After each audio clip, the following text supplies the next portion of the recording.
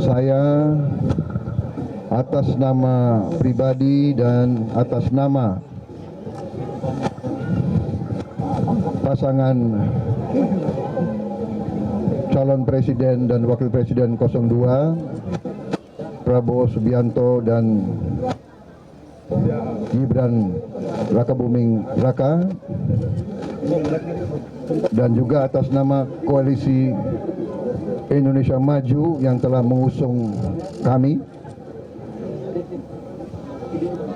ingin menyampaikan terima kasih dan penghargaan setinggi-tingginya kepada seluruh rakyat Indonesia yang telah menggunakan hak pilihnya pada pemilu tahun 2024. Pemilihan umum yang telah kita laksanakan diakui oleh dunia, yang disampaikan kepada saya melalui ucapan-ucapan dan surat-surat oleh banyak kepala negara, kepala pemerintah, dan para duta besar. Mereka yang memantau jalannya pemilihan umum kita menyatakan sangat terkesan atas lancarnya pemilihan umum kita, atas tertibnya, dan atas ketenangan, kesejukan, dan suasana gembira yang dirasakan terjadi pada hari pemilihan umum tersebut tanggal 14 Februari yang baru lalu. Bahwa kita menginginkan agar praktek demokrasi kita menjadi lebih baik, dan harapannya dengan adanya proses di MK bisa menjadi pembelajaran juga bagi kita semua. Proses dan hasil sama-sama penting. Karena proses yang benar akan memberikan hasil yang benar pula. Dan bila ada proses yang bermasalah, maka hasilnya bermasalah pula. Jadi kita ingin menegaskan kepada semua bahwa apa yang kita alami, kita saksikan, dan disaksikan oleh begitu banyak. Media pun menyaksikan, publik pun menyaksikan. Dari mulai aspek kebijakan nih, aturan sampai eksekusi, ada banyak di situ problem.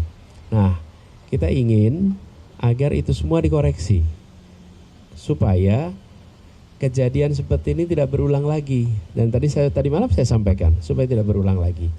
Jadi ini bukan semata-mata soal protokol saja, protokol tentang ucapan, tidak ucapan, bukan di situ. Tapi ini pada substansinya, bagaimana proses itu bisa diperbaiki, dan harapannya mutu nanti kita juga akan lebih baik lagi. Kemudian yang ketiga, terkait dengan sikap, kita semua memahami bahwa sedang menjalani proses konstitusional. Partai politik memiliki hak konstitusional, dan partai politik juga memiliki sikap yang harus dihormati. Jadi kami menghormati, menghargai, dan insya Allah kita terus sejalan di dalam mengusung gagasan perubahan untuk demokrasi yang lebih baik. Jadi di aspek itu kita bersama-sama dan kita saling menghormati. Kita juga menghormati langkah yang diambil oleh semua partai-partai lain, dan harapannya nanti kita akan melihat demokrasi kita bisa lebih baik. Yang terakhir, saya dan Pak Mahfud berkeliling, melihat, mendengar, menerima banyak kelompok masyarakat. Mereka menyampaikan kepada kami cerita-cerita tentang proses pemilu yang terjadi di Indonesia ini. Tentu saja dalam 1 bulan ini kami juga berkomunikasi dengan partai pengusung, para saksi-saksi di daerah, apakah cerita-cerita itu begitu adanya. Dan ternyata relatif cerita itu punya kemiripan. Mulai dari proses, kalau boleh saya sebut seleksi calon capres-cawapres, sampai kemudian berproses pada putusan MK 90, dan pada saat itu awal cerita inilah yang kemudian rasa-rasanya proses pemilu menjadi pertanyaan banyak pihak. Dari pendaftaran di KPU, ada catatan-catatan yang kami rasa secara prosedur juga ada masalah. Kami bertemu dengan tokoh masyarakat, mereka menyampaikan suasana kebatinan, apakah ini yang namanya pemilu yang jujur dan adil.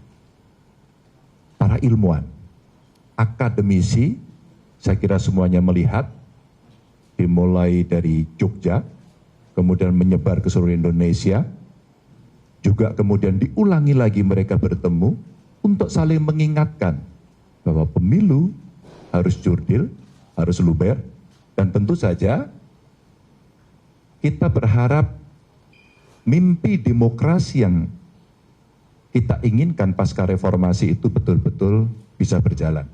Dan kami sudah menyiapkan tim dari tim hukum untuk kita segera mendaftarkan apakah besok atau Sabtu, untuk segera kita menyampaikan seluruh yang ada yang kami persiapkan untuk menjadi pertimbangan hakim konstitusi nantinya. Dan saya kira ini momentum yang sangat bagus kepada majelis hakim yang nanti ada di MK untuk menunjukkan kredibilitasnya. Setelah dulu ada putusan MK-MK, setelah juga kita melihat penyelenggara pemilu juga mendapatkan hukuman etik, maka tentu saja kita mesti mengembalikan kredibilitas demokrasi kita ini jauh lebih baik. Dan untuk itu tim akan segera mendaftarkan itu, dan mudah-mudahan ini akan membuka tabir, dan tentu saja harapan kita MK lah nanti yang akan mengadili ini dengan baik dan bisa mengembalikan marwah demokrasi kita agar sesuai dengan harapan dan aturan. Teman-teman, itu yang bisa saya sampaikan. Terima kasih.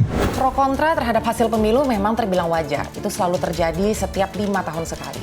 Tapi untuk yang tahun ini, kira-kira bagaimana ya pengamat menyikapi pro dan kontra masyarakat terhadap hasil pemilu? Bang Panggi sendiri sebetulnya sepakat nggak dengan hasil rekapitulasi nasional yang sudah diumumkan oleh KPU beberapa hari lalu?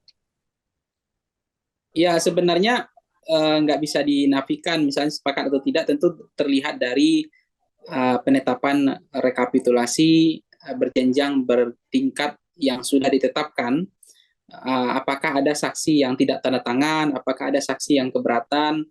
Nah, kalau kemudian semuanya sudah ditandatangani oleh semua saksi, ketika rekapitulasi berjenjang bertingkat dari KPPS, PPK, kabupaten kota, provinsi, dan seterusnya, berarti sebenarnya kan hampir tidak ada problem yang serius gitu. Karena buktinya, kecuali misalnya ada 10-15% atau beberapa persen yang betul-betul banyak saksi yang menolak atau tidak mau tanda tangan. Karena memang aturannya kan walaupun saksi keberatan tidak tanda tangan, kan rekapitulasi tetap berjalan, gitu, tidak menghalangi proses rekapitulasi itu berhenti. Itu yang saya cermati. Begitu Mbak Anggi. Oke. Dan tanggapan dari Bang Panggi bahwa Pilpres ini kan sebetulnya dianggap belum sepenuhnya selesai, sehingga masih ada beberapa pihak yang rencana untuk mengajukan gugatan sengketa pemilu ke MK, dan juga sedang ada pihak-pihak juga yang memperjuangkan untuk hak angket. Ya, memang di dalam proses demokrasi kita menghargai semua yang protes-protes, yang keberatan adanya pelanggaran, kecurangan atau istilah penyimpangan, itu kan kita hargai dalam konteks demokrasi. Yang kedua adalah perjuangan-perjuangan yang dilakukan, tentu ada hal yang mereka lakukan secara konstitusional, yaitu berupa traek jalur MK maupun ke hak angket. Nah, tentu perjalanan itu tidak mudah, tentu banyak tantangan, challenge-nya banyak, tentu banyak hambatan juga. Misalnya hak angket itu tidak pernah terpenuhi, misalnya 2 fraksi 20 orang tanda tangan itu pun tidak pernah terpenuhi. Saya nggak tahu apakah karena digembosin atau memang kekuatan politiknya nggak kuat, atau memang itikadnya masih ada transaksi politik yang belum tuntas. Karena bisa boleh jadi juga hak angket itu juga untuk proses transaksi politik, untuk menambah bergening menteri misalnya, atau untuk kepentingan agenda-agenda lain. Nah, sepanjang persamaan kepentingannya itu nggak ketemu, maka hak angket itu kan belum ditandatangani oleh dua fraksi dan minimal 20 orang itu. Dan jadi ternyata nggak mudah gitu, untuk mendukung hak angket.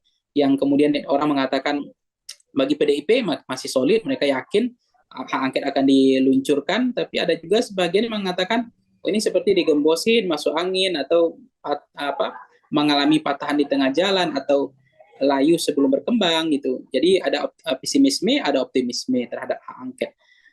Tapi kemudian ada juga jalur yang diambil ke MK misalnya untuk pembuktian kecurangan yang dibuktikan nanti endingnya starting point-nya adalah TSM ya, sistematis, terstruktur, dan masif gitu. Itu kan juga perjuangan yang akan diambil jalan lewat jalur konstitusional juga di MK.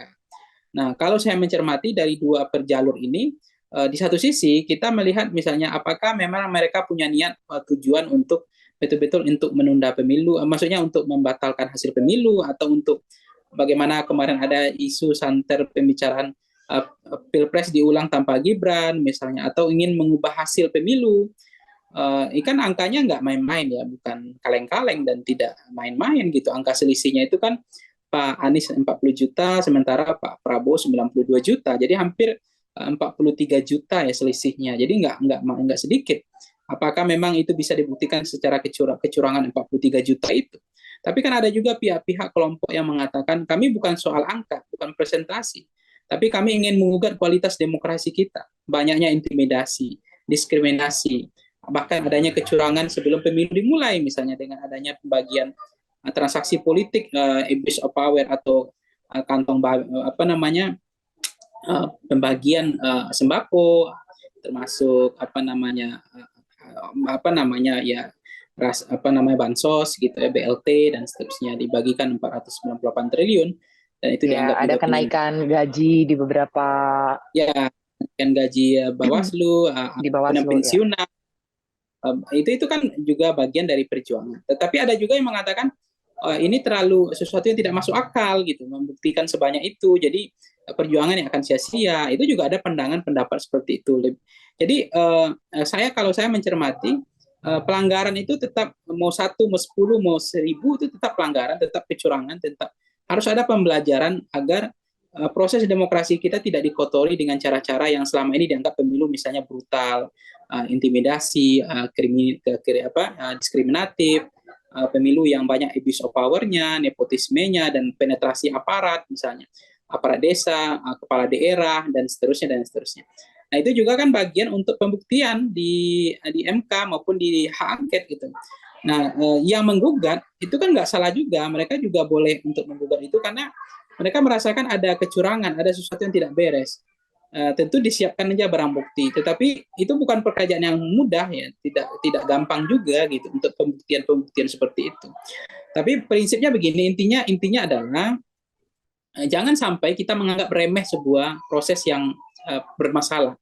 Kalau kemudian bisa mengapungkan masalah ini, kemudian bau-bau amis ini bisa kebuka dan disaksikan publik, ya mungkin memang tidak akan mengubah hasil, tidak akan mengubah posisi pemenang, tapi yakinlah itu kan bisa menjadi rekomendasi perbaikan di pemilu-pemilu yang akan datang. Supaya apa?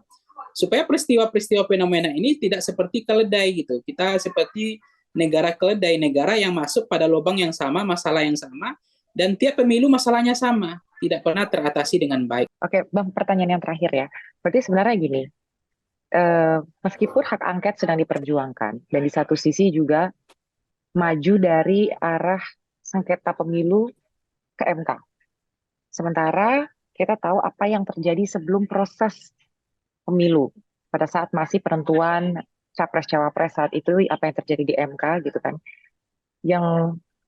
Yang menjadi pertanyaan masyarakat, apakah MK masih bisa dipercaya? Apakah sengketa pemilu itu memang masih layak untuk dibawa ke MK?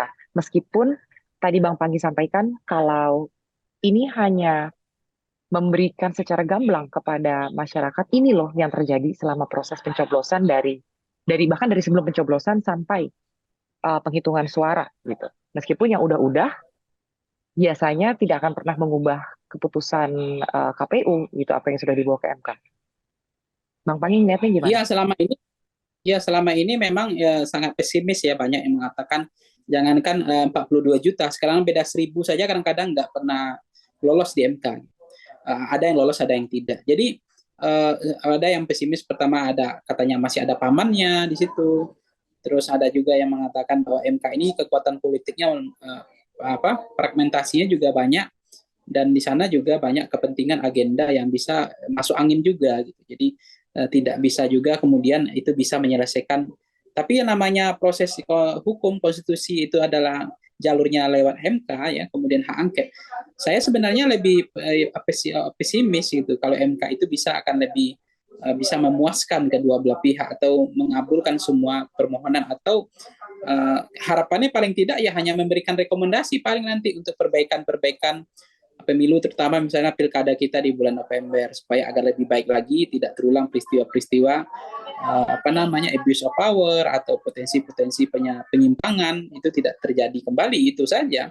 Tapi kalau kemudian permohonan itu akan merubah hasil, mengulang pemilu atau membatalkan atau yang lain-lain, saya pikir termasuk impeachment itu terlalu jauh sekali.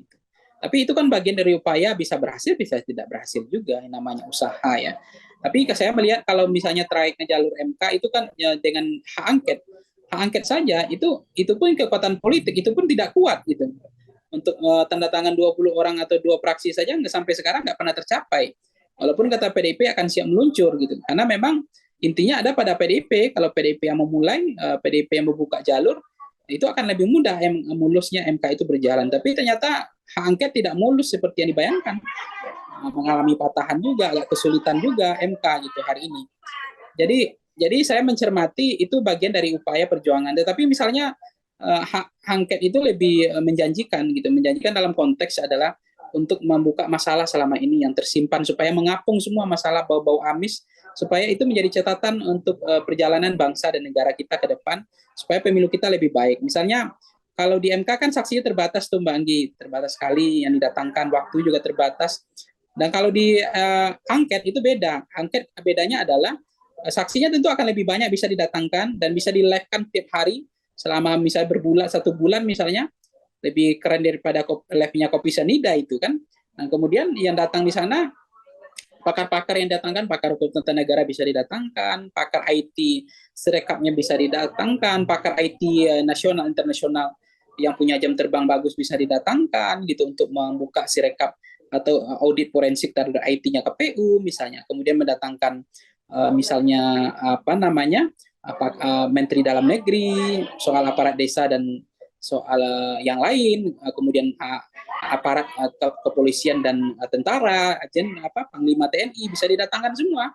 Tuduhan tidak netral itu, kemudian juga bisa didatangkan misalnya Bawaslu-nya, KPU-nya, kemudian ahli-ahli ya, terutama Menteri Keuangan juga bisa dihadirkan. Kenapa bisa digolkan anggaran bansos sebesar itu, lebih membuat beban fiskal kita besar misalnya, atas perintah siapa gitu. Jadi saya pikir itu akan lebih menarik untuk bisa mendatangkan semua orang, mungkin ratusan orang bisa didatangkan di hak angket, dan itu di-live-kan secara langsung, sehingga kita bisa melihat transparansi itu terjadi. Jadi sebenarnya prinsip dari MK atau dari hak angket itu kan adalah prinsipnya adalah bagaimana transparansi kan selama ini, supaya kita yakin bahwa betul-betul bahwa inilah waktu yang membuktikan, panggung untuk membuktikan bahwa pemilu itu tidak curang, tapi juga waktu untuk membuktikan bagi kelompok-kelompok yang merasa selama ini diuntungkan, dirugikan, ini pemilu terbukti curang gitu. Jadi untuk soal tuduhan pengampunan dosa itu juga bisa dibuktikan di sana, dan soal tuduhan bahwa mereka bersih juga dibuktikan di sana gitu. Jadi nggak perlu ada yang dikhawatirkan sebenarnya, apalagi untuk tujuan transparansi, untuk tujuan kebaikan pada pemilu yang akan datang, untuk memberikan rekomendasi, apalagi ini juga penting untuk perjalanan demokrasi kita ke depan. Kira-kira gitu aja Mbak Anggi, karena saya habis ini mau jalan lagi. Oke, sip. Thank you so much Bang Panggi. Makasih ya Bang. Bagaimanapun teman-teman, pemilu sudah selesai, KPU sudah mengumumkan secara resmi pemenang pemilu 2024. 8 partai politik berhasil masuk ke Senayan, dan pasangan Prabowo Subianto dan Gibran Rakabuming Raka dinyatakan sebagai pemenang Pilpres 2024. Namun pada prosesnya memang masih ada pihak-pihak yang keberatan dengan hasil pemilu ini, sehingga akan melakukan langkah hukum dan juga langkah politik untuk memperjuangkan demokrasi di Indonesia. Saya Anggi Pasaribu, sampai bertemu di Insight Story berikutnya. Sampai jumpa.